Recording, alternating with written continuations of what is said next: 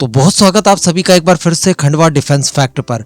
आज के इस वीडियो में हम लोग बहुत ही ज्यादा महत्वपूर्ण 2-3 मुद्दों पर डिस्कशन करेंगे। एक जहां पर हम लोग पाकिस्तान, अमेरिका, भारत के संदर्भ में बात करेंगे, तो वहीं पर दूसरे मुद्दे में हम लोग बांग्लादेश को कवर करेंगे। दोनों ही मुद्दे बहुत ही ज्यादा इंपॉर्टेंट है, तो आप सभी से निवेदन रहेगा कि वीडियो को एकदम अंत तक देखते हुए चैनल को सब्सक्राइब जरूर कर दीजिएगा। तो देखिए, सर्वप्रथम हम लोग बात कर ले आसिम मुनीर की, यानी पाकिस्तान का field marshal. Actually field marshal है, लेकिन हम सभी भारतीय उसे फील्ड मार्शल कहते हैं। अब देखिए, मैंने आपको एक बार एक सिद्धांत के बारे में बताया था, there is no free lunch. कहीं पर भी आपको फ्री लंच नहीं मिलेगा, और ये हम लोगों ने उस संदर्भ में समझा था जब यूक्रेन को लेकर कई तरह की खबरें निकल कर आई थी। तो अल्टीमेटली डोनाल्ड ट्रंप के द्वारा जो बार बार आसिम मुनीर को फ्री लंच दिया जा रहा है, वो वास्तविकता में फ्री नहीं है।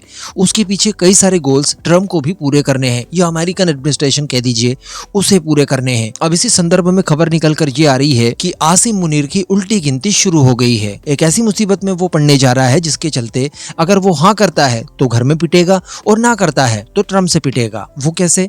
तो देखिए, अपकमिंग वीक्स में आसिम मुनीर डोनाल्ड ट्रंप से मिलने जा सकता है, जहां पर उसकी तीसरी मुलाकात डोनाल्ड ट्रंप से होगी। इस मीटिंग के दौरान डोनाल्ड ट्रंप द्वारा प्रेशर डालकर उससे ये कहा जाएगा कि आपकी फोर्सेस गाजा में डिप्लॉय कीजिए, और न केवल डिप्लॉय कीजिए बल्कि गाजा में एक्टिव हमास को डीमिलिटराइज करने के लिए आप सहयोग कीजिए। अब अगर ट्रंप की ये बात आसिम मुनीर मानने के लिए तैयार होता है, तो आप समझ सकते हैं कि पाकिस्तान में इसको लेकर कैसा रिएक्शन देखने के लिए मिलेगा। ये वही पाकिस्तान है जो इजराइल के खिलाफ है, पैलेस्टीन के साथ है, और इस कदर पैलेस्टीनियन को ये सपोर्ट करते हैं कि इन्होंने अपने वीजा पर स्पष्ट लिख रखा है कि ये दुनिया भर के लिए वैलिड है, एक सिवाय इजराइल को छोड़कर। अब अगर आसिम मुनीर जाकर हमास को डीमिलिटरी करने के लिए ट्रंप के ऑफर को मान लेता है, तो ये घर में घिरेगा। और अगर मान लीजिए कि इसने डोनाल्ड ट्रंप को मना कर दिया कि देखिए, मैं घर में घिर जाऊंगा, बच नहीं पाऊंगा, तख्ता पलट हो सकता है, मुझे काफी रिस्क होगा, इन सब की वजह से मैं ये काम नहीं कर सकता। अगर ऐसा कह दिया मान लीजिए, तो आप सभी जानते हैं कि डोनाल्ड ट्रंप उसके बाद इसका क्या हाल करेंगे। और देखिए, यहाँ पर लगता है कि मुनीर पर दबाव बनाने की तैयारी अमेरिका ने कर भी ली है। आप जेडी वांस का ये बयान देखिए, जो कि इन्होंने रिसेंटली दिया है भारत के संदर्भ में।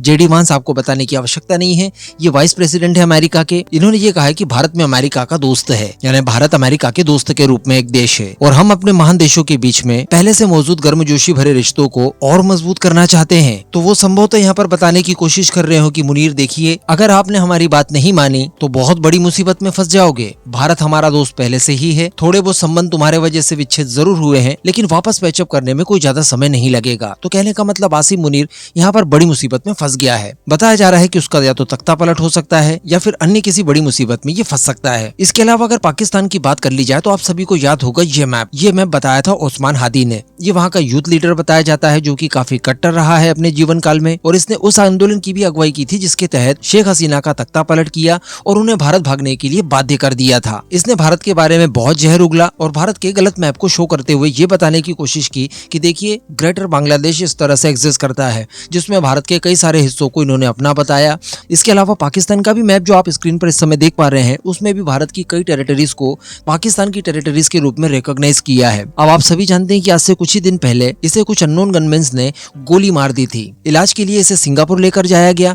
इसी बीच बताया जा रहा है, कल रात को खबर निकल कर आई थी, मैंने अपने आरटीआई पेज खंडवा वाला पर बता भी दिया था कि इसकी इलाज के दौरान मौत हो चुकी है।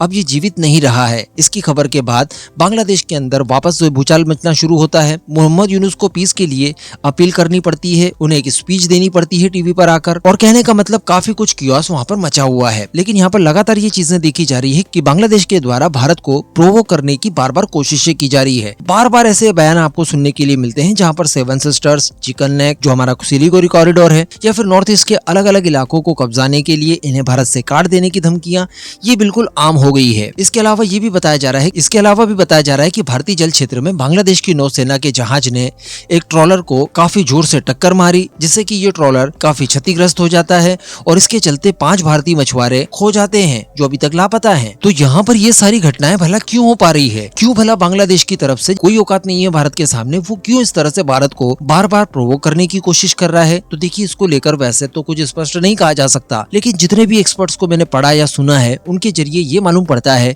कि यहाँ पर बांग्लादेश भारत के साथ एक कॉन्फ्लिक्ट चाहता है। जी हाँ, मोहम्मद यूनुस यहाँ पर एक भारत के साथ कोई कॉन्फ्लिक्ट चाहता है। इसके पीछे का उनका मकसद ये हो सकता है कि 12 फरवरी 2026 से बांग्लादेश के अंदर इलेक्शन है। अगर इलेक्शन यहाँ पर होता है, तो आप ऐसा समझ लीजिए कि मोहम्मद यूनुस को वापस अमेरिका जाना पड़ेगा। उसका कोई काम बांग्लादेश में इसके बाद नहीं रह जाएगा। इंटरिम गवर्नमेंट भंग हो जाएगी, नई गवर्नमेंट चुन ली जाएगी और उसकी ताजपोशी होगी।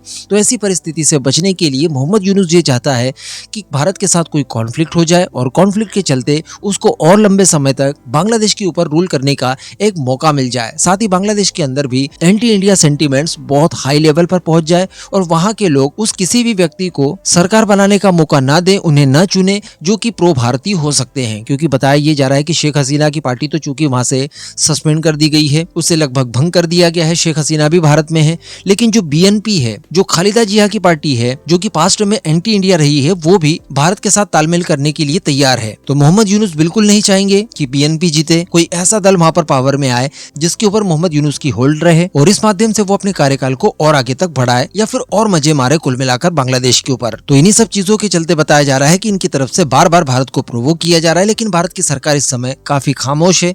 वो अलग तरीके से जवाब संभवतः दे रही होगी, लेकिन इस समय किसी भी प्रकार का कॉन्फ्लिक्ट करने के विचार में बताया जा रहा है कि भारत सरकार नहीं है, एटलीस्ट तब तक जब तक कि बांग्लादेश के अंदर इलेक्शंस न हो जाए। साथ ही इससे ठीक पहले भारत के अंदर बंगाल में भी इलेक्शन है, तो इन्हें भी हमें ध्यान रखकर आगे की रणनीति को तैयार करना होगा। बाकी जैसे ही इलेक्शंस होते हैं, इसके बाद काफी चांसेस हैं कि भारत का नक्शा ऑफिशियली इसके बाद बदल जाए। समझ रहे हैं आप बात को जो मैं कहना चाहता हूँ?